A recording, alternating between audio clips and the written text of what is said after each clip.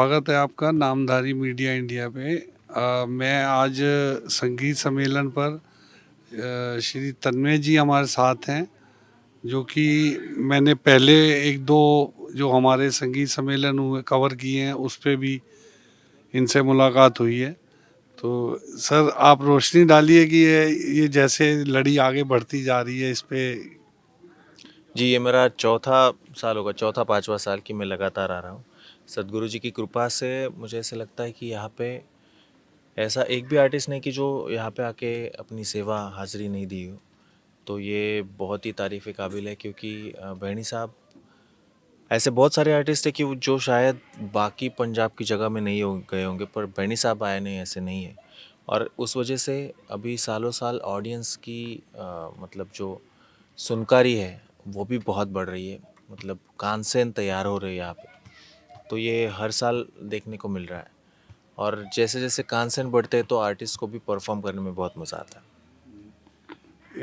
कान सेन से मैं समझा नहीं, तानसेन तो मैं समझता था। तानसेन, देखिए तानसेन मतलब जो गवैये है, अच्छा जी। पर अगर गवैये ही सब होंगे तो उनको सुनेगा कौन? जी। तो जो सुनते हैं उनको कांसेन कहते हैं। बहुत बढ़िया जी। तो मतलब यहाँ पे जैसे अभी आपने देखा होगा सर कि अ, संगीत प्रतियोगिता में जैसे अनुभव जी ने परफॉर्म किया, फर्स्ट आए बंगाल से थे। अब वोकल को छोड़ के अब नेक्स्ट ईयर जो हमें सुनने शायद में आ रहा है तबले पे। तबला भी कर रहे हैं। या मैं चाहूँगा कि इंस्ट्रूमेंट, बाकी इंस्ट्रूमेंट का भी हो। जैसे मैं हारमोनियम हाँ जी, बजाता हाँ हूँ, जी, हाँ जी। हारमोनियम की प्रतियोगिता हो। इसराज अभी ये मेरे से सीख रहे, ऐसा वो इसराज की प्रतियोगिता, इंस्ट्रूमेंट की भी प्रतियोगिता हो। और मुझे मतलब मुझे लग रहा है कि डेफिनेटली अगले साल और अगले उसके साथ अगले साल वो और भी ऐड करते ही जाएंगे, या बढ़ता जाएगा डेफिनेटली।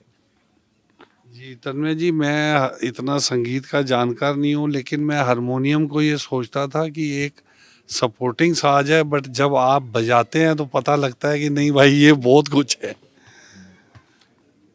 तो इस पे सर आप देखिए, जैसे हमारे बच्चे सुनने वाले हैं, बड़े हैं, तो बच्चों के लिए आप क्या कहेंगे कि जैसे आगे क्लासिकल में आए। हाँ, नहीं नहीं, हारमोनियम के बारे में कहना चाहूँगा कि देखिए कोई भी इंस्ट्रूमेंट कम या ज़्यादा नहीं होता, खामियां तो आर्टिस्टों में होती है।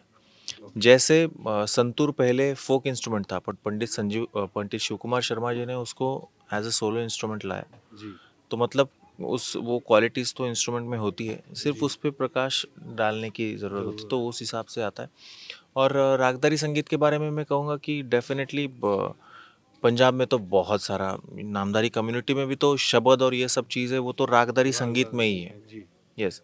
तो जैसे बच्चों ने भी रागदारी संगीत की तरफ देखना चाहिए, उसी तरीके से मुझे लगता है आर्टिस्टों की भी जिम्मेदारी है कि उन्होंने भी उन लोगों तक एक अलग नज़रिए से पहुंचना चाहिए। जैसे अभी मैं भी कुछ प्रयास कर रहा हूँ, सोशल मीडिया भी इस ज़माने का एक हिस्सा हो गया हिस्सा ये। हो गया।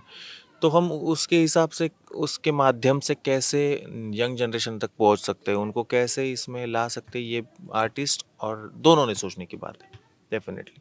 और मुझे ऐसा लगता है कि इस म्यूज़िक की स्ट्रेंथ इतनी है कि ये देखिए, तानसेन अगर हम पकड़े कि 14वीं 15वीं शताब्दी में होंगे, तो ये 600 700 साल हो गए। जी। तो ये म्यूज़िक चलता ही जा रहा है, तो उसकी स्ट्रेंथ तो डेफिनेटली है। मुझे लगता है हम कहीं कम पड़ ना जाए उसको जानने में। तो जो नहीं जान पा रहे, मुझे लगता है उनका ही इसमें थोड़ा सा नुकसान है। नुकसान है। या तो वो उस हिसाब से उसकी तरफ देखे, और डेफिनेटली उनको मज़ा तो आएगा 100%। आपको समय देने के लिए बहुत बहुत धन्यवाद जी। Thank you so much. देखते रहें नामधारी मीडिया इंडिया, चैनल को लाइक करें, सब्सक्राइब करें और शेयर करें। धन्यवाद।